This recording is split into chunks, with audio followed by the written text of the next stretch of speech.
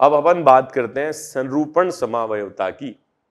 Actual में संरूपण संरचनाएं एक ही अणु के कई रूप होते हैं, इसलिए इसको हम बोलते हैं ये सही आइसोमेरिज्म या सच्चा समावयवता इसको हम नहीं बोल सकते हैं। ठीक है, ये सच समावयवता नहीं है, क्योंकि एक ही अणु के दो रूप हैं। ये क्या होता है, यहां पर ये सिंगल बॉन्ड है। क्या है, सिंगल, क्या है, सिंगल बॉन्ड है।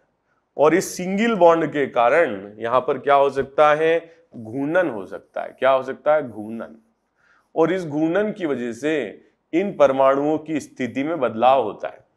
यहां पर दोनों आमने सामने आ रहे हैं, यहां दोनों विपरीत चले गए। तो ये एक ही अणु की दो अलग अलग स्थिति हैं, दो अलग अलग त्रिविम स्वरूप हैं।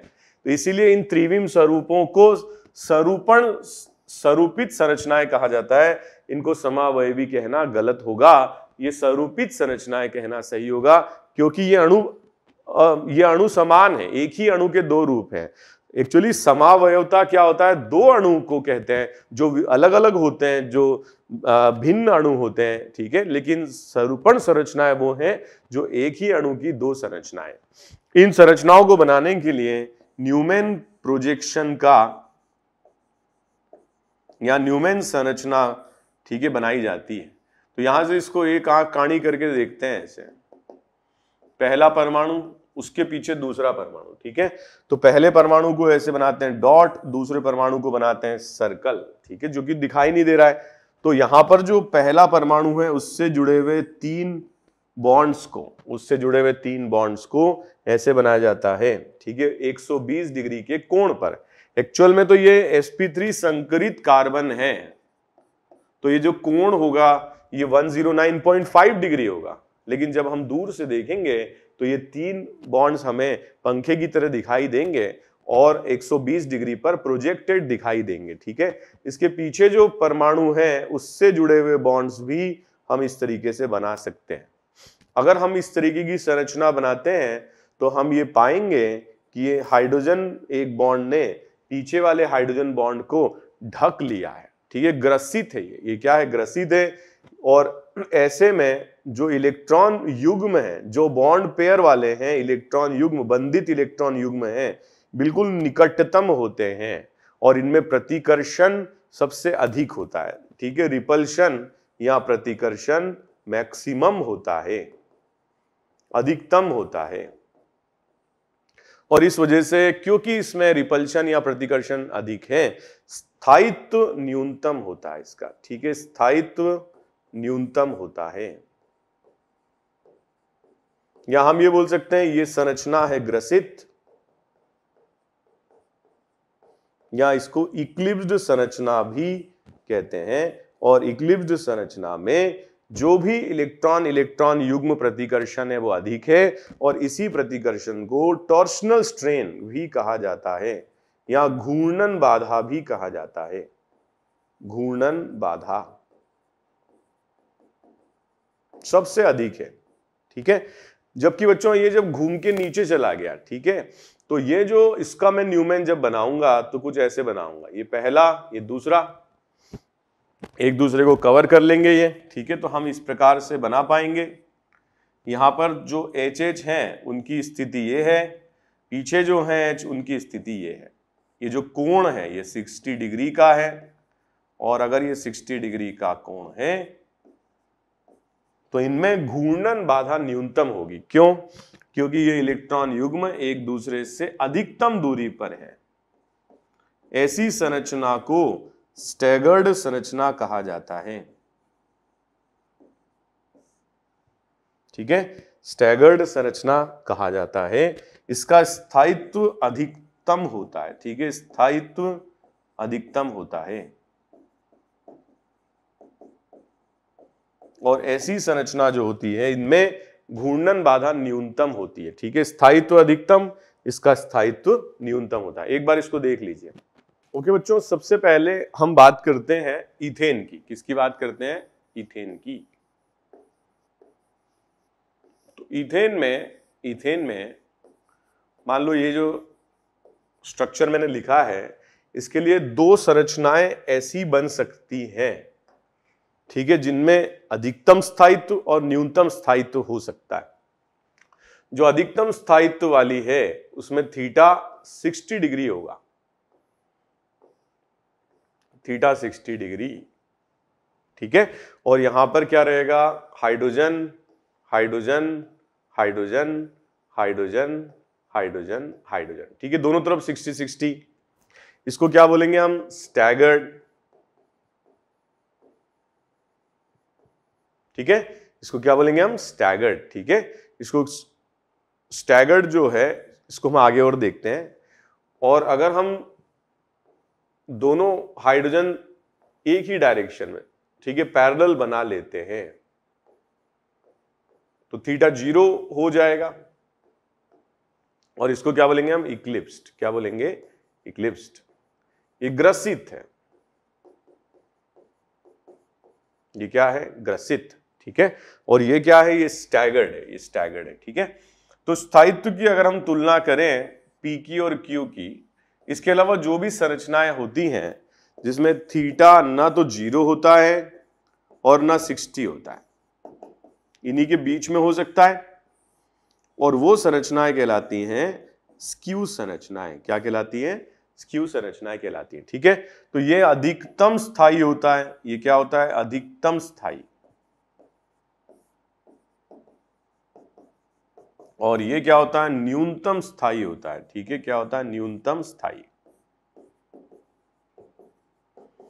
और स्थायित्व की तुलना करें तो सबसे ज्यादा स्थायी होता है स्टैगर्ड, फिर होता है बीच में सारे स्क्यू, और सबसे कम स्थायी होता है इक्लिप्स्ड या ग्रसित। ठीक है, ये ध्यान रखना है। इसके बाद अगर हमने इथेन की बात कर ली है तो पहले हम बात कर लेते हैं ब्यूटेन की। किसकी बात कर लेते हैं, ब्यूटेन की।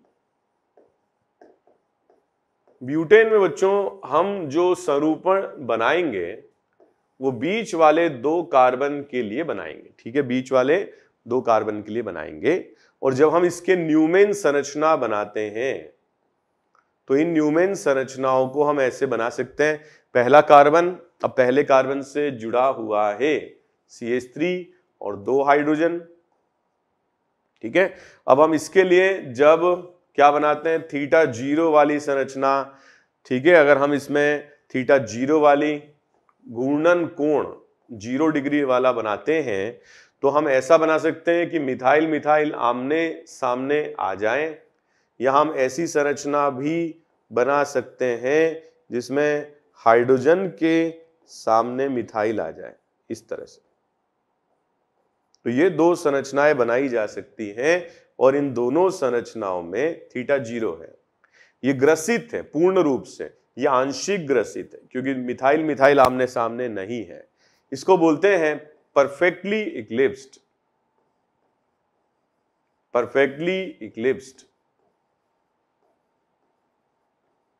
और इसको बोलते हैं पार्शियली इक्लिप्स्ड। क्या बोलते हैं, पार्शियली इक्लिप्स्ड। तो एक पूर्ण रूप से ग्रसित है, एक आंशिक रूप से ग्रसित है। ठीक है, अगर हम थीटा 60 डिग्री वाले बनाते हैं तो हम ये पाते हैं कि थीटा 60 वाले में CH3 यहां आ जाएगा बिल्कुल पड़ोस में, और ऐसी संरचना भी बन सकती है जिसमें मिथाइल के बिल्कुल सामने मिथाइल आ जाए, इस तरह से। तो जब पड़ोस में आ जाते हैं थीटा 60 डिग्री है तो ऐसी संरचना को बोलते हैं गॉच संरचना। क्या बोलते हैं, गॉच संरचना। और बिल्कुल आमने सामने आ जाते हैं तो ऐसी संरचना को बोलते हैं एंटी संरचना। ठीक है, ये दोनों ही स्टैगर्ड संरचनाएं हैं क्योंकि दोनों में घूर्णन कोण या टॉर्शनल एंगल 60 डिग्री है। ठीक है, इसमें भी 60 है, इसमें भी 60 है, तो इसको क्या बोलते हैं हम, टॉर्शनल एंगल। टॉर्शनल एंगल जब 60 होता है तभी सबसे ज्यादा स्थायित्व होता है, तभी घूर्णन बाधा सबसे कम होती है। इसको घूर्णन कोण भी कहते हैं, घूर्णन कोण। ठीक है, टॉर्शनल एंगल। तो बच्चों इसको भी क्या बोलते हैं हम, सॉरी, एंटी, ये गॉच स्टैगर्ड है और ये एंटी स्टैगर्ड है। अब इन सब में हमें करनी तुलना, ठीक है, चारों में तुलना करनी स्थायित्व की। अब एक चीज देखो, यहां मिथाइल मिथाइल भी परस्पर प्रतिकर्षण कर सकते हैं, क्योंकि दूरी अधिक है इसलिए प्रतिकर्षण कम होगा। यहां पर प्रतिकर्षण अधिक होगा क्योंकि पास पास में है। इन दोनों के बीच का जो प्रतिकर्षण होता है उसको बोलते हैं वान डर वाल प्रतिकर्षण या त्रिविम बाधा। तो त्रिविम बाधा का जो मान है वो कम होता है, किससे? घूर्णन बाधा से।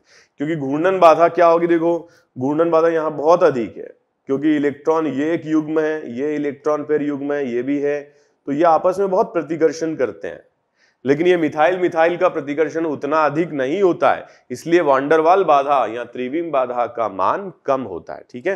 तो अगर हम इन चारों की तुलना करें तो सबसे ज्यादा स्थायी मुझे मिलेगा एंटी, क्योंकि थीटा 60 है तो घूर्णन बाधा सबसे कम है, और मिथाइल मिथाइल दूर है तो त्रिविम बाधा भी सबसे कम है।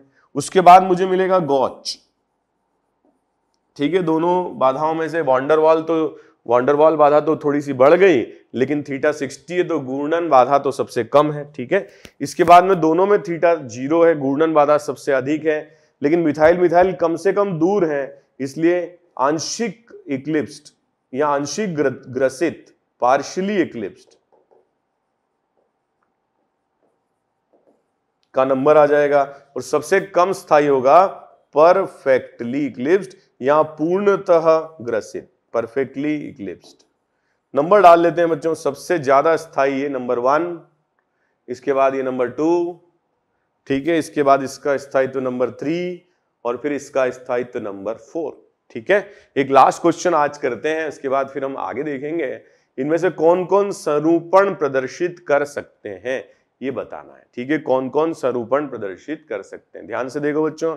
इसमें एक ही कार्बन है तो कार्बन कार्बन बॉन्ड ही नहीं है तो सरूपण प्रदर्शित कर नहीं सकता। इसमें देखो कार्बन कार्बन बॉन्ड है और इनकी जो स्थिति है वो बदलेगी तो ये सरूपण प्रदर्शित कर सकता है, ठीक है। इसमें देखो एक से ज्यादा कार्बन कार्बन सिंगल बॉन्ड है तो ये भी सरूपण प्रदर्शित कर सकता है। ध्यान दो, कार्बन ऑक्सीजन बॉन्ड है और ऑक्सीजन के पास लोन पेयर है, तो इनकी भी स्थिति त्रिविम में बदलेगी जब इसके अबाउट घूर्णन होगा, ये भी प्रदर्शित कर सकता है। यहां भी देखो ऑक्सीजन ऑक्सीजन सिंगल बॉन्ड है, घूर्णन हो सकता है, ठीक है। अगर डबल बॉन्ड होगा तो घूर्णन नहीं होगा, जैसे हमने ज्योमेट्रिकल आइसोमर में या ज्यामितीय समावयव में पढ़ा। लेकिन यहाँ सिंगल बॉन्ड है, यहाँ घूर्णन हो सकता है, ये भी प्रदर्शित कर सकता है। लेकिन यहाँ बच्चों सिंगल बॉन्ड क्या, हाइड्रोजन के पास तो कुछ है ही नहीं, ना कोई ग्रुप है ना लोन पेयर है, तो ये प्रदर्शित कर नहीं सकता है। तो ऐसे क्वेश्चन इंपॉर्टेंट हो सकते हैं, एग्जामिनेशन में पूछे जा सकते हैं, ठीक है। तो ये आप कॉपी कर लीजिए। ओके बच्चों, ये टेबल भी मैंने दी हुई है, ठीक है, इसमें थोड़ा ध्यान देना, ठीक है। घूर्णन कोण अलग चीज है, विकृत कोण अलग चीज है, ठीक है। विकृत कोण मतलब टोटल मिथाइल मिथाइल के बीच में कितना कोण बन रहा है, जैसे कि ये एंटी संरचना है, तो एंटी संरचना में, ठीक है, मिथाइल और मिथाइल दोनों विपरीत हैं, तो इन बॉन्ड्स के बीच में 180 डिग्री का कोण बन रहा है। तो ये सब दी हुई है। ऐंठन विकृति, ठीक है, जो मैंने टॉर्शनल स्ट्रेन बताया वो, ठीक है। तो ये पूरा देखना, मैंने ये बता दिया सबसे स्थायी एंटी रूप है। फिर गॉच, ठीक है, मैंने आपको बता ही दिया कि गॉच होगा, फिर ठीक है गाउच, फिर आंशिक ग्रसित, फिर पूर्ण ग्रसित, ठीक है, ये स्थायित्व का क्रम होगा। बच्चों ब्यूटेन के किस सरूपण की न्यूनतम ऊर्जा होगी, ठीक है। ऊर्जा और स्थायित्व दोनों व्युत क्रमानुपाती होते हैं, तो जिसका स्थायित्व क्या होगा, सबसे अधिक होगा, उसकी ऊर्जा न्यूनतम होगी। और सबसे अधिक स्थायित्व किसका होता है, ठीक है, अंतरित, विपक्ष अंतरित, या इसको बच्चों गाउच को तो नहीं, विपक्ष अंतरित को ही हम एंटी बोलेंगे। विपक्ष मतलब एंटी, ठीक है, विपक्ष अंतरित, या हम इसको क्या बोलेंगे, एंटी। तो इसी की सबसे अधिक, इसका सबसे अधिक स्थायित्व होगा क्योंकि इसकी ऊर्जा सबसे कम होती है, ठीक है, सेकंड। इसके बाद बच्चों अब हम जो भी क्वेश्चंस हैं वो करेंगे बच्चों नेक्स्ट लेक्चर में, क्योंकि इसमें हाइड्रोजन बॉन्ड के बारे में मुझे बताना है। तो ये वाला क्वेश्चन और करते हैं, ब्यूटेन का सर्वाधिक स्थायी अनुकोण निरूपण निम्न में से कौन सा है, ये बताना है। ठीक है, तो बताइए बच्चों, मैंने आपको बहुत अच्छे से सिखा दिया और ये सबसे स्थायी है। ठीक है, क्योंकि इसमें मिथाइल मिथाइल के मध्य दूरी अधिक है। ठीक है, प्रतिकर्षण कम है और थीटा 60 है, तो टॉर्शनल स्ट्रेन भी कम है। ये गाउच है, इसको हटा दें। ये पूर्ण ग्रसित है, ये सबसे अधिक अस्थायी होगा, सबसे अधिक ऊर्जा, और ये आंशिक ग्रसित है, इसको भी हटा दें। ऐसे क्वेश्चन पूछे जाते रहे हैं। ठीक है, तो बाकी बच्चों नेक्स्ट क्लास में हम लोग डिस्कस करते हैं। ठीक है, और इसको टॉपिक को हम नेक्स्ट लेक्चर में कंप्लीट करेंगे। आज के लिए इतना ही बच्चों, thank you very much, bye bye.